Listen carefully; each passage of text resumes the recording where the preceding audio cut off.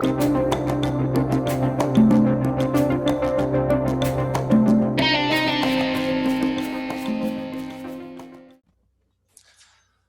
and welcome to Beneath the Surface. Glad you could join us today. Paul Murano here with my guest who has never been on Beneath the Surface, Mr. David Gordon. David, welcome to BTS. Thanks for having me on, Paul. I'm pleased to be here and ready to do some theologizing with you, sir.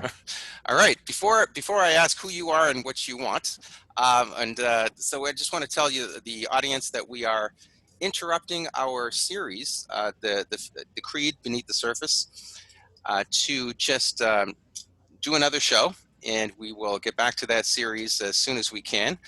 But we have a new show tonight and a new guest, so let me introduce to him now. His name is David Gordon. And David, why don't you tell us what it means to be David Gordon? To be David Gordon, yes. Who is David Gordon really? Yes. Who are you and what do you want? Sure. I'm a husband of one, father of five. I am a copy editor at Church Militant. I also do the Church Militant Resistance podcast.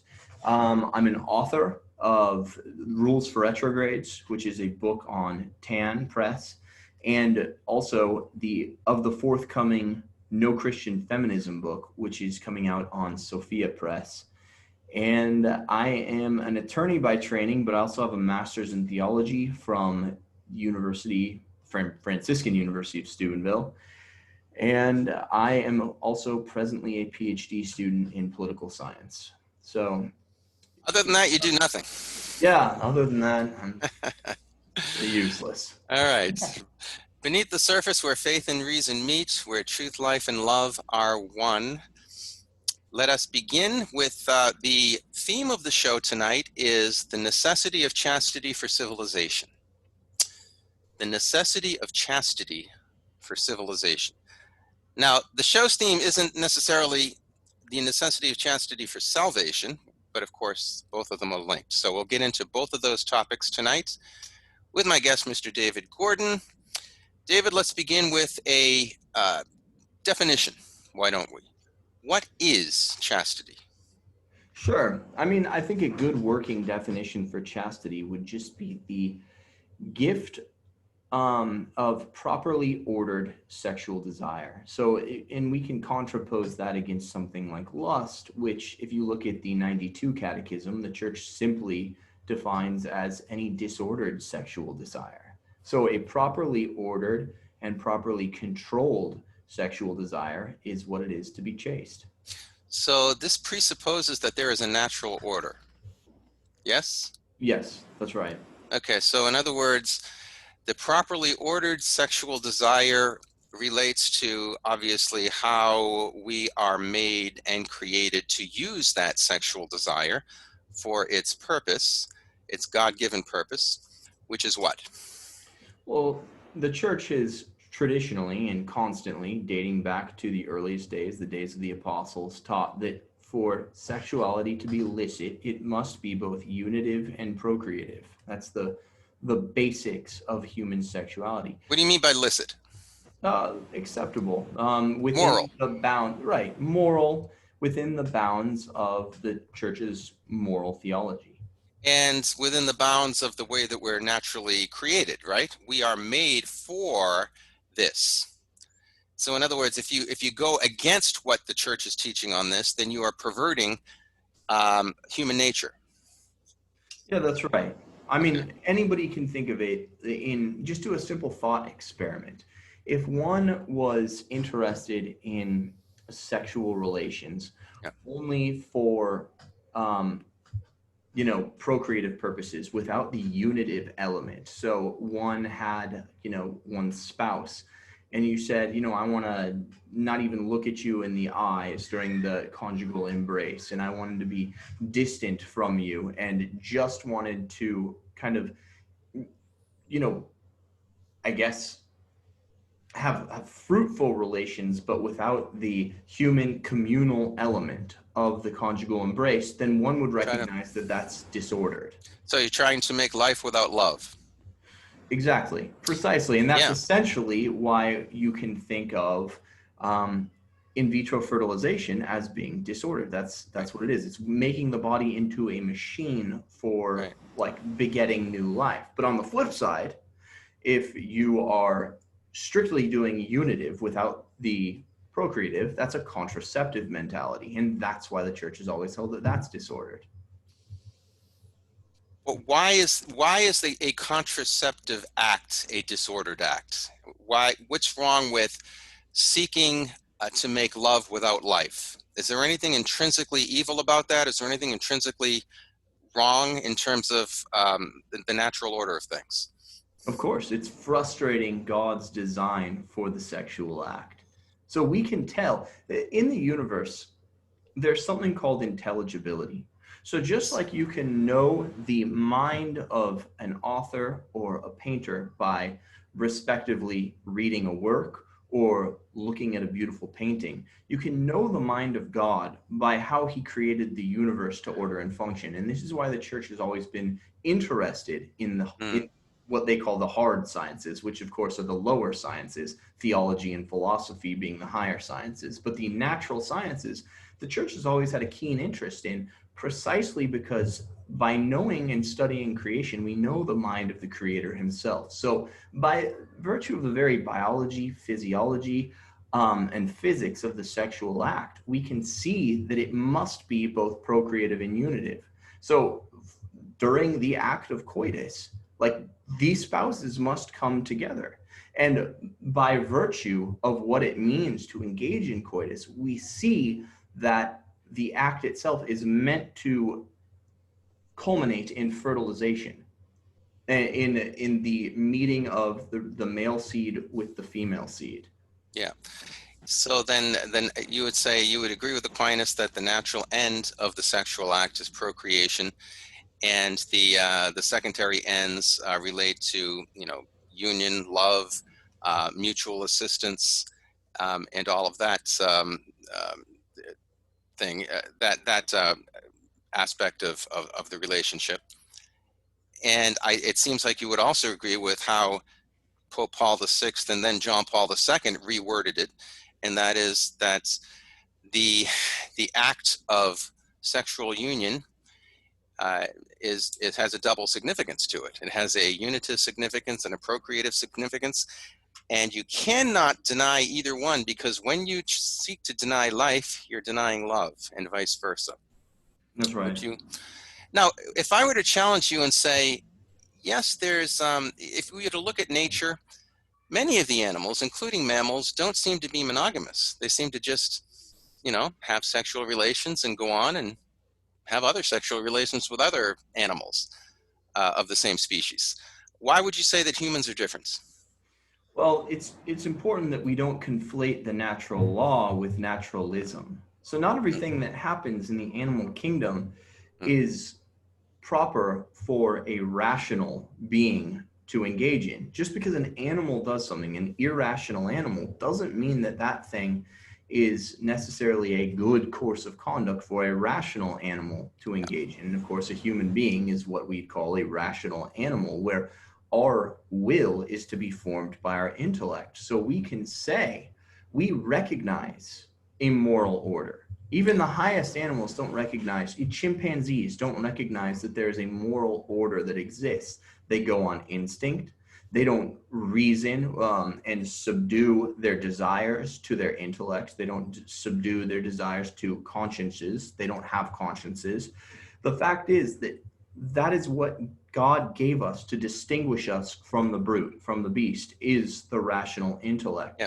So Is, we must let the rational intellect subdue the will. So we have to analyze something first and say, is this proper? And if it's not proper, we are to do it. Or, I'm sorry, if it's not proper, we are to refrain from doing it. And if it is proper, then we're to do it. That's the first principle of practical reasoning laid down by Aquinas.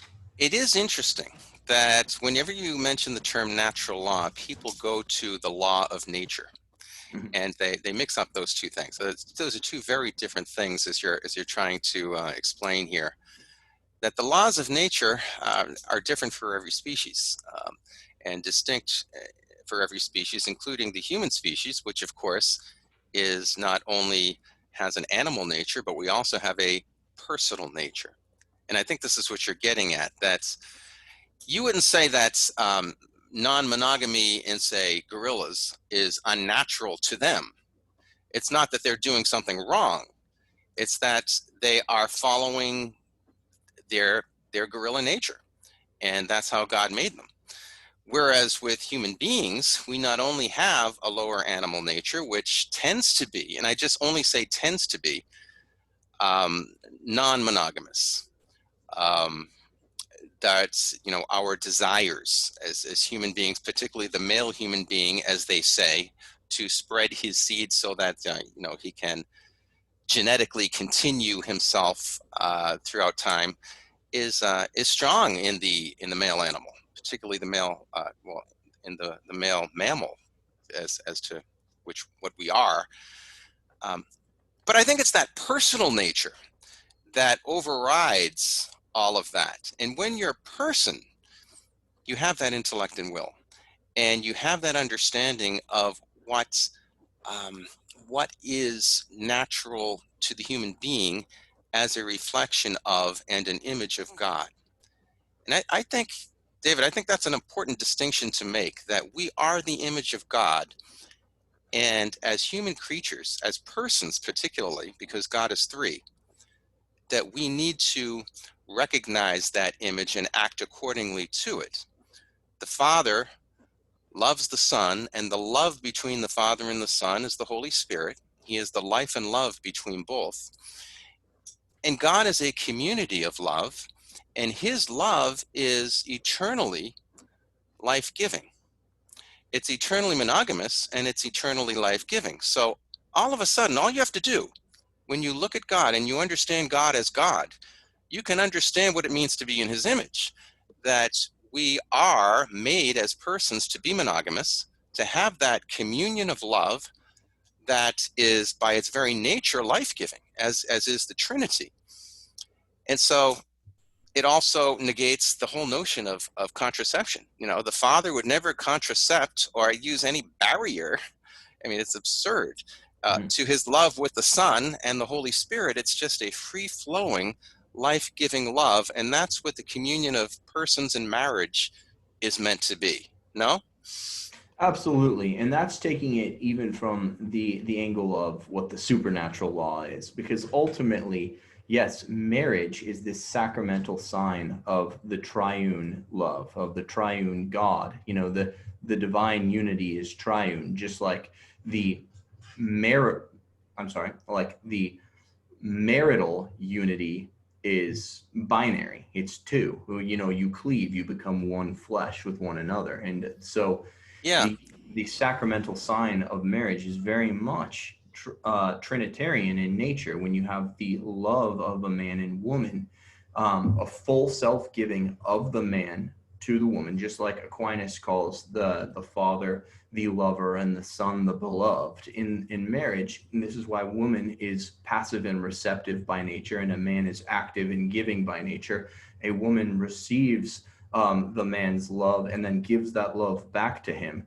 And in doing so, in the conjugal act, you beget new life, just like the Holy Spirit, the spiration of the Spirit in the Trinity. And that's something where this natural order points us to a supernatural order, a supernatural law, which is Trinitarian. Yeah, it always does. And I think, for me anyway, the key is that we're persons and that God is persons. And that persons means relationship. It means relationship of love. It just doesn't mean getting together and, like you said earlier, procreating the species and continuing on. It's a relation of love that, and of love, of course, is by its very nature is life-giving, as it is with the Trinity. Now, sure, I would jump in and just say, yeah. Absolutely. People ask why, God is perfectly content. God needs nothing from us through creation. So people say frequently, I think it vexes some, beginning students of theology, why would God create in the first place? Because it's part of the nature of God, who is love, to create. Oh, yeah. That's why. Because, and you know what? That's the nature of us too, as being his image. It's right. the nature of man to procreate by virtue of loving, just like That's right. God does. Bingo. Now this, if you meditate on this notion that we reflect the Holy Trinity in this respect, this would absolutely negate both fornication and adultery, as well as contraception, and obviously abortion. So all of those teachings of the church make total sense if you understand that we're God's image and likeness. Now let's look at, of course, as our society, as the Western world got further and further away from God, beginning with the onslaught of the secular humanist revolution, along with the sexual revolution, which is really the fornication revolution. We really have began to denigrate and degrade that marital relationship, and hence degrade ourselves. So talk a little bit about some of the results off the top of your head, because there are many of them, of the fornication revolution, which is popularly known as the sexual revolution, that was inaugurated by the birth control pill in the 1960s and flowered beginning in the 1970s.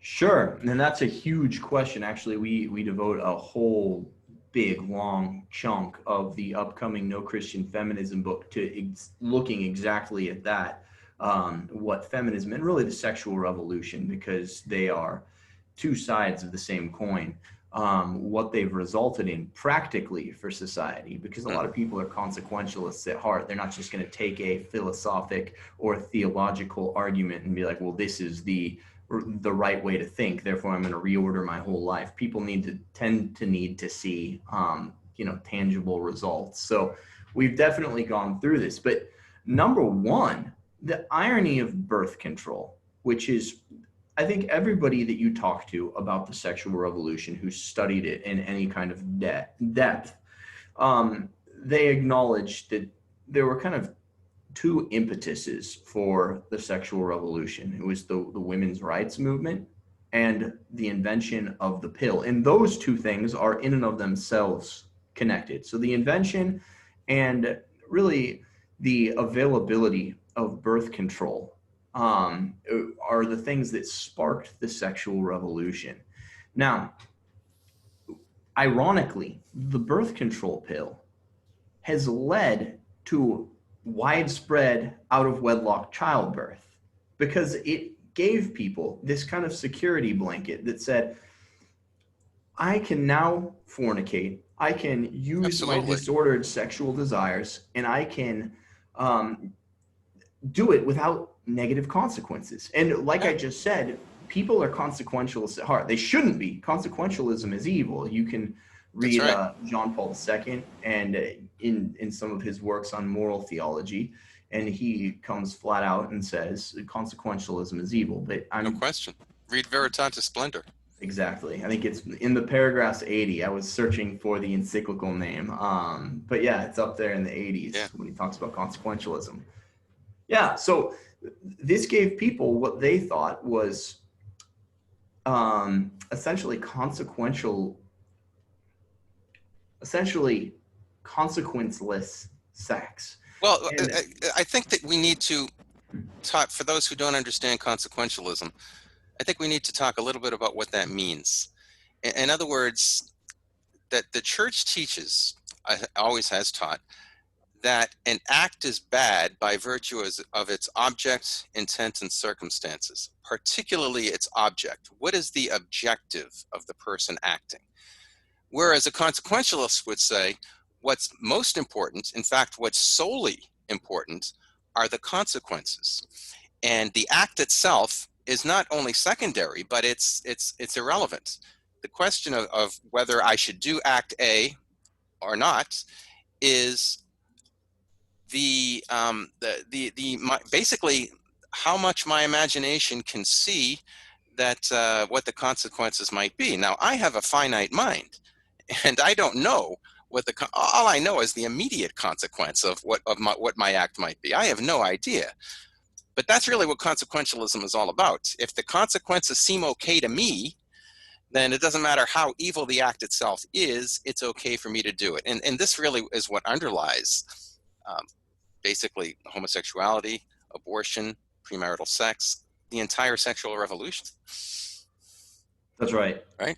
Yeah, absolutely. And what you're saying is that this is a false safety net, this birth control pill, because basically what people are saying is, okay, now the consequences of having a baby out of wedlock aren't there. Therefore, I will fornicate at will because my disordered nature wants me to do that. I desire it every day as a post-Eden male human being. Therefore, I'm going to do it because the consequences aren't seems to be in my favor. Now, what we do know, what you're about to tell us, is that the statistics tell us it's the exact opposite. That contraception, widespread contraception, has created a premarital sex fornication culture, which never was there in Christian history. It created this premarital sex fornication culture, which created not only out of wedlock births, but broken and wounded human beings and broken families, and an abortion culture that murders 1 out of 3 children before birth as another safety net consequence of this whole entire problem. You're up. Yeah, no, that's exactly right. The like I was saying, the irony of contraception is that it's led to increased, of course, fornication, which has led to an increase in out of wedlock childbirth. So Big we're time. this great lie that fornication, contraceptive fornication, is somehow foolproof, And it and that, created our abortion culture too. well, of course, yeah, because once you have, once you imbibe the initial lie, which is you can have consequence-free sex Yeah. with whomever you please, people have to eat the fruits of that poisonous tree, which of course are out of wedlock childbirths. And that in and of itself, it can disrupt a career. It can disrupt, just one's vision for one's own life. Yeah. Let's look at this from a legal perspective, another angle, just to prove what you're saying. Griswold versus Connecticut was 1965, which legalized contraception in America. A lot of people would be surprised to hear that. And then after that, there was another Baird versus something, and later in the early 1970s that actually legalized contraception for non-married people, that they could now get contraception. This wasn't too long ago. No. What happened after that, in 1973, only less than a handful of years later, what did contraception do? It created an abortion culture. And from 1973 onward, with Roe versus Wade, you've had over 60 million prenatal homicides that are only surgical. If you were to add the chemical, pharmaceutical abortions along with the IUD, perhaps 10 to 15 times more than that. So even you can see the pattern that contraception creates a fornication culture, which creates an abortion culture. The sexual revolution, it doesn't take it too long to become the culture of death, which we're mired in right now. Right, and it's funny, and it's not a coincidence, but it's actually causative. Griswold v. Connecticut legally led to Roe v. Wade. You start talking about carving these hidden rights out of a penumbra. Because the liberty penumbra, yeah. Yeah, exactly. So when you start creating legal rights from a penumbra of the Bill of Rights, then the same logic that was upon which Griswold, the contraception case, was predicated, became the foundation for Roe v. Wade in just a few years later, 8 years later. Right, and like you said, the pill was invented. It actually was invented in 1960. It wasn't popularized until a few years after that. So, then it became popularized amongst women, including unmarried women. And so contraception led to, I remember it personally, it led to a premarital sex culture. Before the pill was invented and popularized, people respected marriage and waited until marriage and expected that their marriage was going to be tainted without blemish. All of a sudden, the expectations changed because the popularization of contraception led to our premarital sex culture, which led to tainted marriages, divorces, and a breakdown of the family. Sure, that's right. No, and you can really say that contraception led to an increase in fornication, which led to an increase in out of wedlock childbirth, which led to an increase in abortion or a Bingo. flourishing abortion industry, which, and then it also led to, yeah, a underlying belief that marriage is about sex.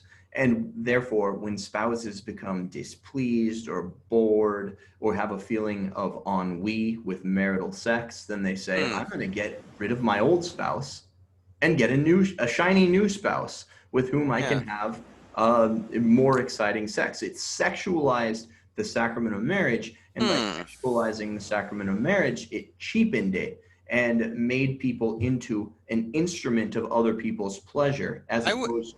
Yeah, go ahead. I would agree with that. However, I think that in another sense, or from another angle, contraception delinked sex and marriage. Right. Whereas before, sex, marriage, and children were three dimensions of one entity. What contraception did, it delinked sex from marriage, marriage from baby making, and now you have these three things that are three separate entities in people's minds. So, like you said before, now we can procreate in a dish.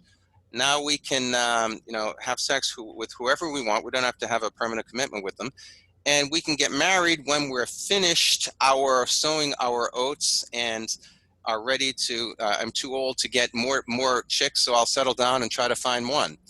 It it That's right. really it really diminishes um, the beauty of what it means to reflect and image God as a married couple and a family. That's right. No, I concur.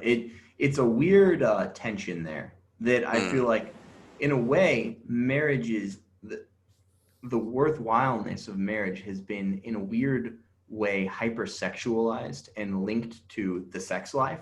At the same time, sex has been divorced from marriage. yeah, It's a yeah, weird tension there. yeah, and people divorce from each other because sex was divorced from marriage. A lot of people don't understand that divorce is a fruit of the premarital sex culture. If you think about it objectively, outside of being conformed and formed into our post-sexual revolution world, it's obvious that if you're not special and unique to each other, of course it's going to be less strong and less unitive than it would be if we followed the natural order. Whenever you deviate from the natural order, all of these dominoes begin to fall. That's right. Yeah. There's no such thing as an isolated sin, really. Truly, all sin is Yeah, communal in the sense that it's going to radiate out and poison society, which is why in the act of contrition we say we have sinned against you and your church. yeah, yeah. So there are so many ramifications and so much fallout to what I call the contraception bomb. A lot of people were afraid of the atom bomb back in the 50s, 60s, and 70s with the Cold War, and what really hit us was the contraception bomb, because millions and millions of human beings have died from contraception and abortion. And a lot of people still to this day, David, don't understand that chemical contraception causes abortion. You want to talk a little bit about that? It's a bit out of my wheelhouse, but absolutely, the science is in.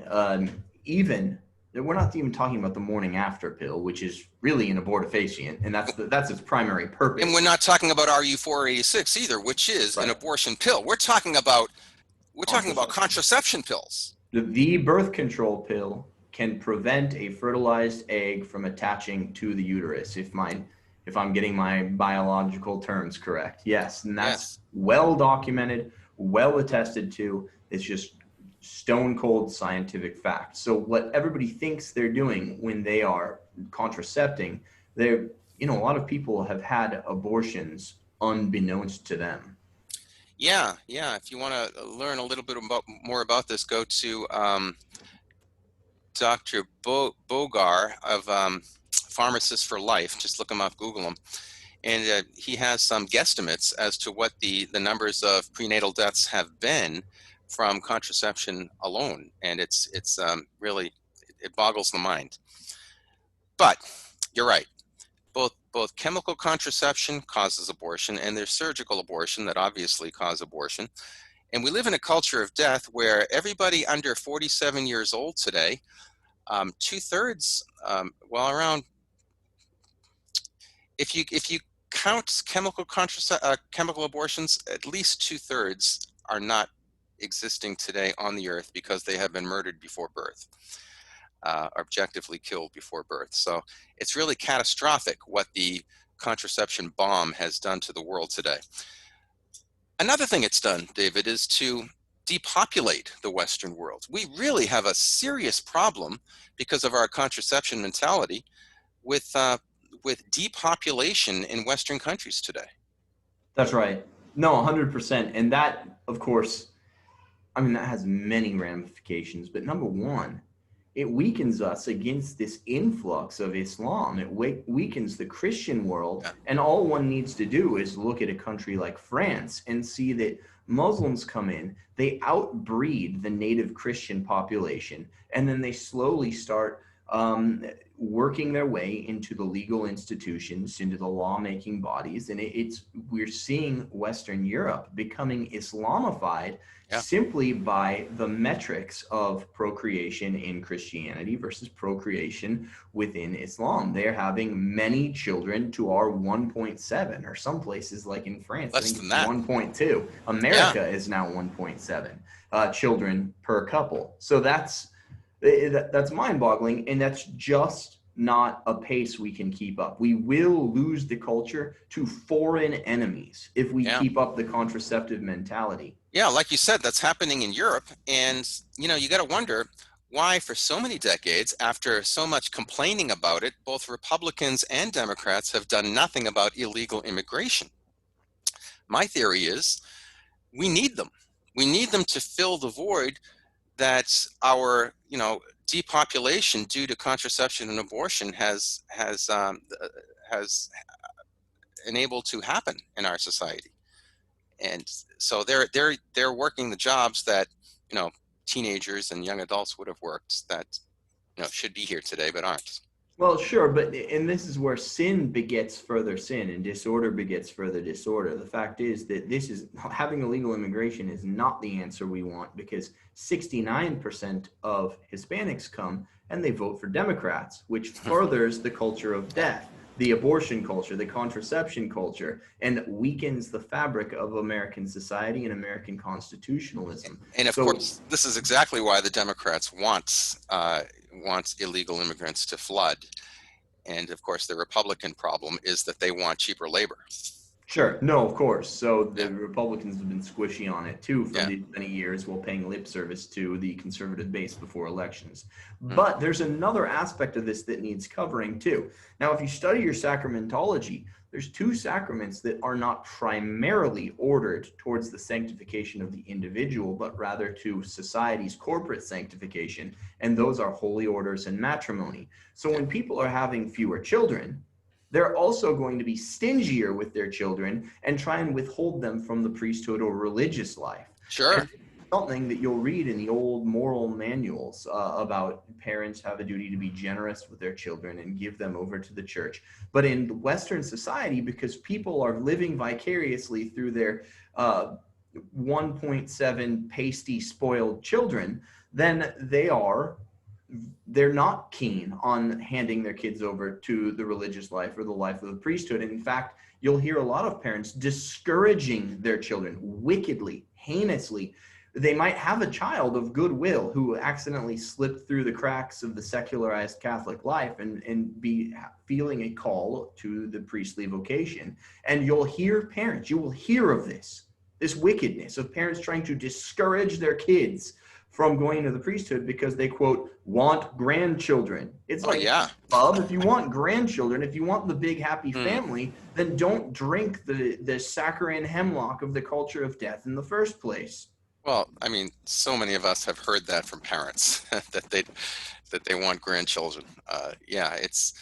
It's basically a lack of supernatural faith that's behind all of that. And of course, that's behind all of what we're talking about today. Well, that's a natural drive, and it's not a disordered natural drive. I would like Mm, grandchildren one day too. But of course, we know Christ says, what good does it gain? What does it profit? Sorry, what does it profit the man to gain the whole world but lose his soul? We see there's this pecking order where the spiritual trumps the merely physical. And in that sense, even if one would be deprived of grandchildren by having a child that grows up to be living a celibate life as either a priest or a nun or a religious, then okay, that's good because the spiritual trumps the strictly material. But on the other side of this is the fact that you should be having more kids, so you're willingly able to give over your kids to these lifestyles, these celibate lifestyles, and you will still be able to enjoy the fruit of grandchildren, which is not a bad desire to have. It's normal and natural to want grandchildren. no question. We see, I think, a lot of the fallout from the breakdown of the family in our city streets today, in these protests, these riots, these young people trying to fill a void. And it's a big void that is left from a lack of family life and particularly a lack of religion, a lack of relationship with God. Want to comment on that a little? Sure. And I think Uh, Archbishop Fulton Sheen puts it really well. The child that is deprived of parental love is going to lash out at the world. He's going to be angry and bitter and depressed. Now that's a paraphrase, but you can look into these old Fulton Sheen sermons, and he goes into that fairly robustly.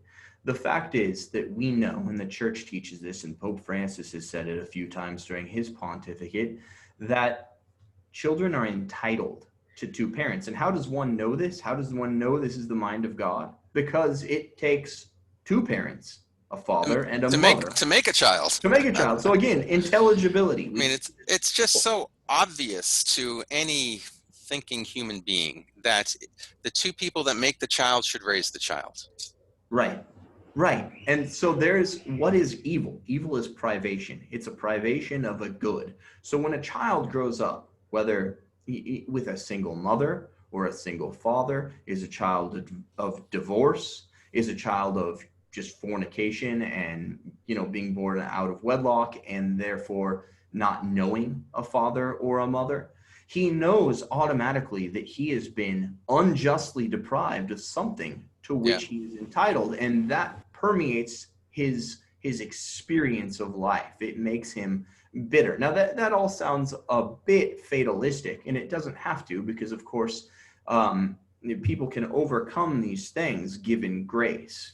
Grace will allow us to overcome the difficulties and the crosses in our life, but it certainly is an injustice and is a setback in any child's life.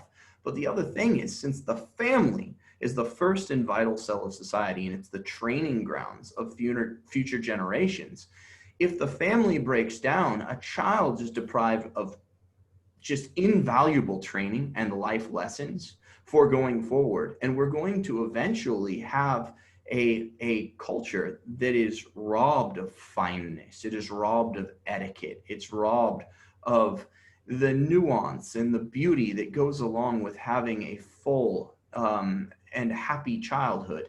And we're going to be essentially a culture of Philistines. Yeah.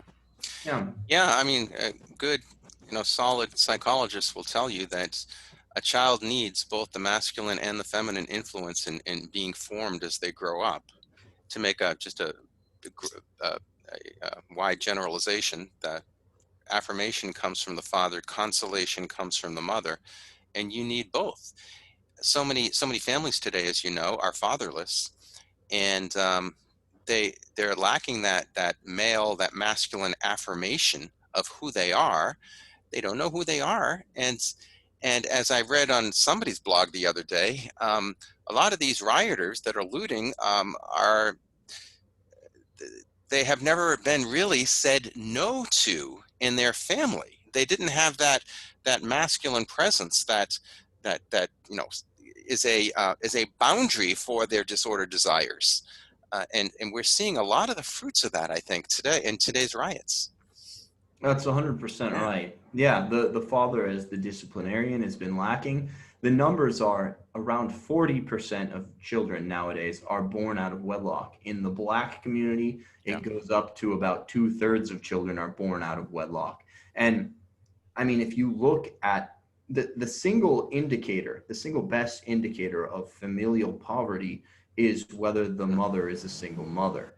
Yeah. We've got between 3/4 of all prisoners and 4/5 of all prisoners come from a single parent, a single mother household. It's when you deprive children of a father, you deprive them of the source of, the head of the family, a lot of the source of discipline and rationality in the family. And that shows itself in the mob mentality that's going on right now. Because what is a mob? It's a group of people acting irrationally that have no control over their interior passions. That's a Yeah. mob. A mob is a product of fatherlessness. Yeah, you're big time. And gangs, dangerous gangs, same thing. I'd be remiss if I didn't mention the pornography epidemic today. Before the internet, the premarital sex fornication revolution was in full gear. Then came the internet. Well, first, really, cable television, but really blossomed in the internet, where you're 2 or 3 clicks away from hardcore pornography. And I think so many males are addicted to that today. And this again, this is just another thing. And I don't know if Western civilization can survive this one. It's just another blow to love, marriage, and the family. No, 100%. And it creates a sociopathic and criminal mindset. It truly does. Instead of looking at people like fellow images of God, like fellow creatures that bear this august and noble image of our Creator, it makes people into a piece of meat whose end is no greater. It's not the beatific vision, their final end. It's no more than to be a release for our next, orgasm, if I can say that. It's dehumanizing. Pornography makes people not into human beings. It devolves the human person into a means for one's own gratification. So people are no longer ends in and of themselves. They become means to the end of one's own pleasure.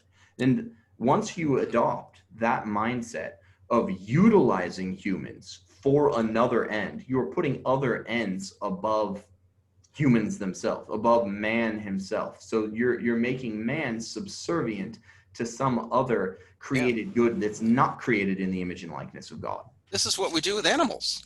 We own animals. We use animals. I'm wearing a belt that used to be an animal. Shoes. We wear them. We eat them. We use them for our benefits. When you are indulging in pornography, that's exactly what you're doing. You're depersonalizing. You're extracting the person from the body, and you are basically animalizing them, and particularly yourself. And when we depersonalize, that's when we sin. There's an old saying that we're supposed to love persons and use things, and basically sin is doing the exact opposite, using persons and loving things. That's right. No, and Christ says the two greatest commandments, the one greatest commandment really, because it's one commandment with two different components, is love God before all else and love your neighbor as yourself. Now, no one views themselves simply as a means to an end. People view themselves as an end in and of themselves. So you truly transgress this commandment of Christ when you make somebody into anything less than an end in and of themselves, where you are serving them. This is discipleship. The greatest in heaven will be the one who served the most on earth. So it's truly a diabolical sin to take somebody and make use of them for your own pleasure, because again, you are sinning against that divine image within them. And we see this mentality throughout everything that we've been talking about. If a preborn child is just a thing, it's not a person, then we can do what we will with it. We can get rid of it. Same thing with born children. I mean, bottom line is, if you're going to disrespect the baby making process, which is human sexuality, you're going to disrespect the product of that baby making process, which is the baby. Right. And I would also say that to be chaste is really the first step towards every other virtue. Because to be chaste, and if you look into the etymology of even the word chastity, it comes from the essentially the intellect subduing the will, chastising the will. So the intellect in the chaste man chastises his will, it dominates the will. And if you're going to be, say, even a good student in school, you're going to need your intellect to think clearly. And this is something that is talked about in the church. To be a clear thinker, you have to be chaste. Why was Aquinas Mhm. such a genius? Because when his family didn't want him to go after the priesthood, to go into the priesthood, they sent a prostitute into his room, and he chased her around with a fiery torch and prayed for the gift of chastity. And this marks, of course, the beginning of the career of the greatest genius that the world of the church has ever Mm, known. So I think there's this link between having your will, what's higher, dominate. I'm sorry, having your intellect, what's higher, dominate yeah, your will, what's lower. And that's going to allow you to be disciplined in every other regard, because the yeah. sexual appetites are the strongest appetites. Most animals will risk their lives to in order to procreate. It's a stronger appetite than even the desire for food. So if you can, and this is why fasting is so important in building discipline too, Mm. and making yourself virtuous, because it's also subjugating another strong desire, that for food and drink. But if you can subjugate your strongest desire, which is that for the carnal appetites, the appetites of the flesh for sexual gratification, then you are going to have the discipline to be a disciple in every other regard in your life. Very important. Um, the whole notion that the sensual appetites that we share with other animals are food and sex. One is for the continuation of life of the individual, which is food, and the other for the species, which is sex. If you were God, you would have those two appetites. You would attach pleasure to those two. If you wanted the species in life to continue, it makes sense that there's pleasure attached to both of those acts. And so I would I would concur with you that the intellect must inform the will to choose what is right and what is good. And if that is disordered, and if you allow the passions and the emotions to rule you, which so many of us do, then we do truly end up acting like animals. And I would even say worse than animals, because at least animals act on instinct. Humans can do a lot worse things than animals can do, because we have the mind to do more evil than an animal could ever do. Just look at just look at the genocidalists in human history, including the abortionists. It's really amazing. Well, the let's go right back to end the show with our title of the show, and that is The Necessity of Chastity for Civilization. We have been down this road of unchastity as a society for 50 years now. How long do you think we could go down this road without completely blowing up and crumbling? I mean, I'm sorry to say, but I think we've already passed the threshold of completely blowing up and crumbling. It doesn't, I mean, I just walk around getting depressed when I look at the state society is in. And I'm not even just talking about BLM or Antifa.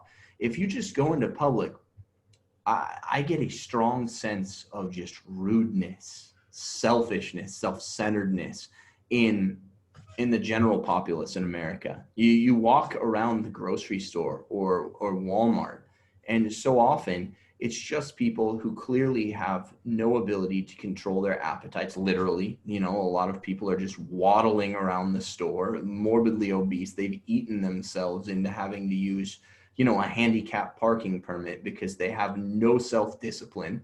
These are the same people. In having conversations with them, it's almost impossible to have rational dialogue. If you make any point to somebody on an intellectual level, their first thing, if they disagree with you, is just to say they're offended and try and shut you down, and probably to try and get you to lose your job too.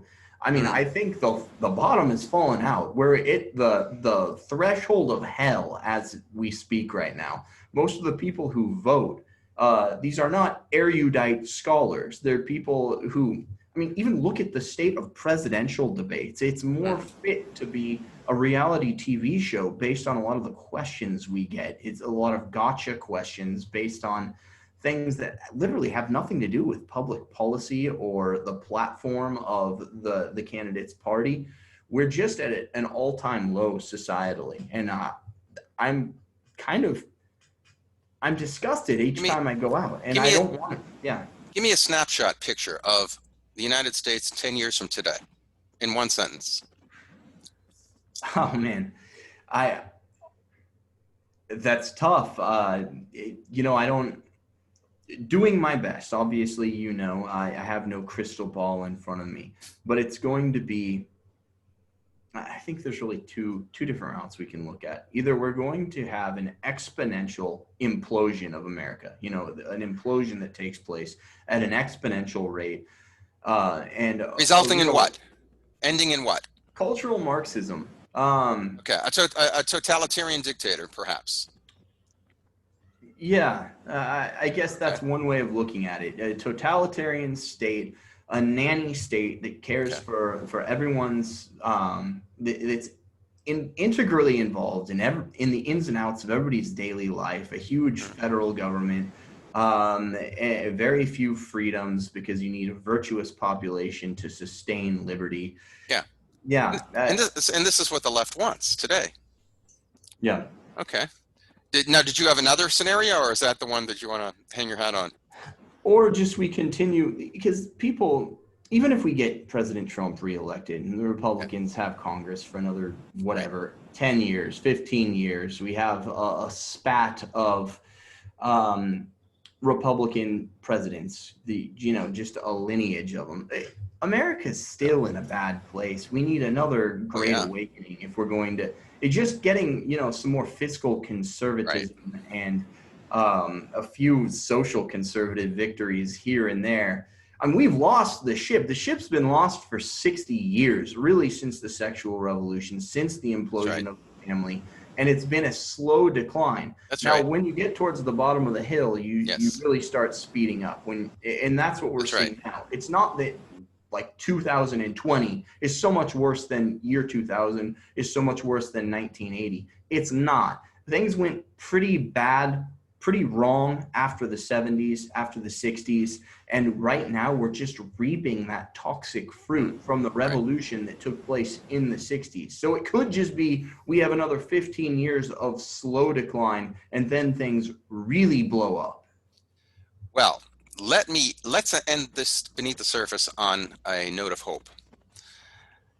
What is you and I with Catholic faith understand that our ultimate hope is in the next life. It's in God.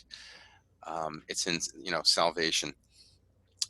Do we have temporal hope? And if so, what do we do what do we do now as people of light? Sure. No, it's our great privilege to live at this time of so much tribulation. And I want everybody to think about that and meditate on it for a moment. It is our great privilege to be able to serve God as his soldiers in a time of such great tribulation and strife, when the world is this disordered, when we can live lives of heroic virtue simply by saying things that should have been obvious and were obvious for the last eons of humanity. Say that a man can't really become a woman, or that it's evil to murder your own child, or to hire an assassin to murder your child in utero, and that to use contraception is evil, and to pretend that two men can marry each other is evil. It's my great privilege to seem like, and what do you want to call it? Like, have such moral high ground by saying something that's so patently obvious. Yep. And so we're here. We're called now to be signs of contradiction to this moribund culture. God has called each and every one of us who's alive today to be in this fight at this time. We were chosen for this job. So it's honestly a bit of an honor to be able to be here and for God to be able to make use of me as in whatever capacity. Right now, obviously, Mm. using the prophetic role, sounding the alarm on the dying culture of the West and trying to call souls to conversion. Because when more souls are confused, when there's so much darkness that abounds all around us, we can have such great effect in winning souls for the Lord and planting these seeds of the Holy Spirit so that people will convert.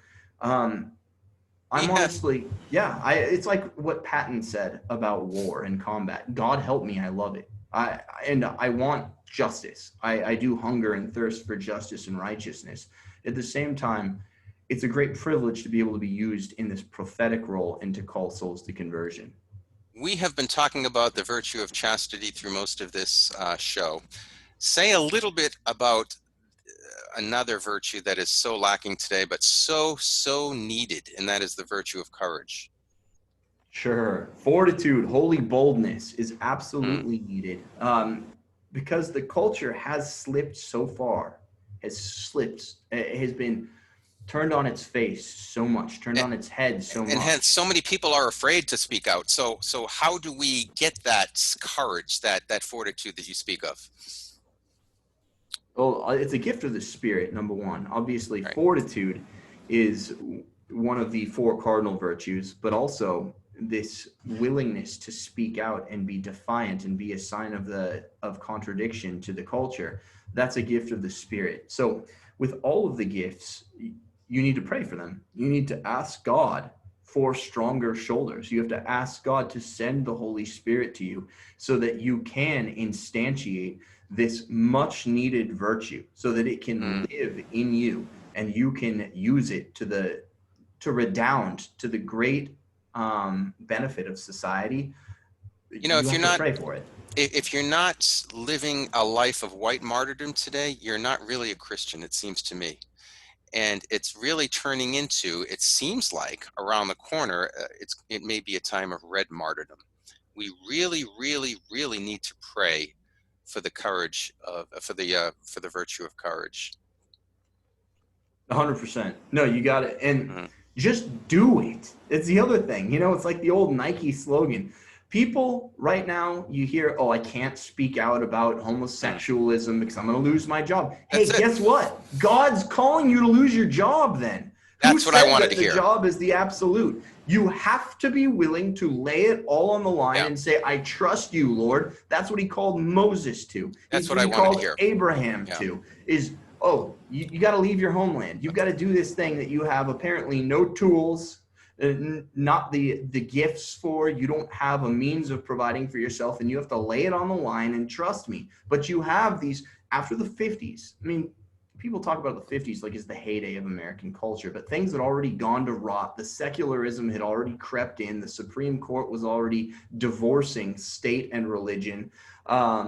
People had come back from World War II and they just wanted comfort. So we talk about this greatest generation. No, not the greatest generation. They didn't teach their kids right, which is why right after the 50s, you get the 60s.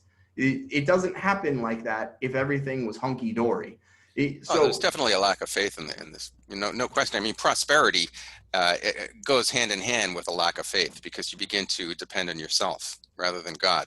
And that's what we saw after Yeah, World War II. yeah, These people had but come back from the war and yeah, wanted to set up lives in the suburbs yeah. and live No, there's prosperously. no question, and that's definitely another show that I'd love to do with you. But I think you're right that people fear losing friendships, they fear losing family members, they fear losing their job, and perhaps pretty soon they're going to fear losing their life. Fear is not from God, is it? Just give me one last word on that. I'd close out with JP2, be not afraid. No, Yes, fear is not something that we can have within us. Though I walk through the valley of the shadow of death, I shall fear no evil, for thou art with me. So I'd take us out just by quoting the Psalms, quoting the psalmist to everybody. Do not fear, lay it all on the line. God will take care of you. amen. And just look at everything from an eternal perspective. Mr. David Gordon, what a yak session that was, huh? Yeah, sorry, I tend to bloviate. Woo, that was good. David Gordon, thank you so much for joining Beneath the Surface. Thanks for All right. Thank you so much for having me on, Paul. I appreciate it. And you're a great guy Welcome. to work with. It's a great guy to chat with. You are a man of erudition, a gentleman and a scholar. So Both? I doff my cap to you, sir. Oh, wow, I'm both gentleman and a scholar. Wow, Yeah. together. I thought maybe one or the other. Thank you, David. Thank you, everybody, for listening and watching. You have been listening to Beneath the Surface, a special edition with my guest, David Gordon. And thanks for joining us. And we will see you again next week. God bless.